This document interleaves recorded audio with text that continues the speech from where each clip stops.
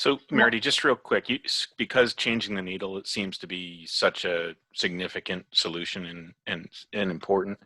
Yeah. You kind of you alluded to it, but you need to make sure that the needle is all the way in all the way, and also isn't there's some rotation?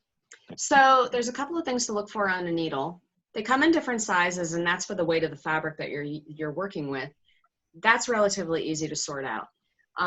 When you go to take a needle out, the quickest, easiest thing to do is to look at how the needle is in the machine before you've messed with anything. So is the eye facing you, or is the eye to the side? So if the eye is facing you, then you know that obviously you're only going to have two positions that the needle can go in.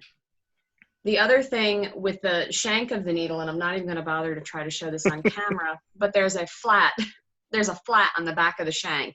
So on newer machines, there's the round side of the needle, and then there's the flat on the shank. And you have to have the flat against the flat, otherwise the needle won't even go in. That said, on older machines, it's a round hole, so it won't matter. The flat won't make a difference. So you're going to have to pay attention to which way the eye goes. And is it seated all the way up into the sleeve? So did you slip the needle as far up into the sleeve as you could get it? It has a stop in it.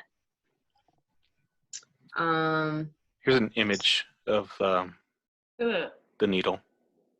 Oh, there you go. Perfect. Yeah, so the flat part.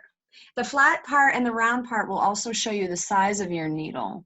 So you see on that one that he's circling there, it says 90-11. 11 is the weight of the needle up by the point in the eye. And 11 is just a nice generic size needle to use on masks, to use on cotton fabric, to use on curtains and things like that. It's going to be a little bit lightweight to use on jeans. You might want to jump up to like a 14. But then like a 9 is going to be your silk weight and your lightweight fabrics. Are you having a specific problem, Kathy?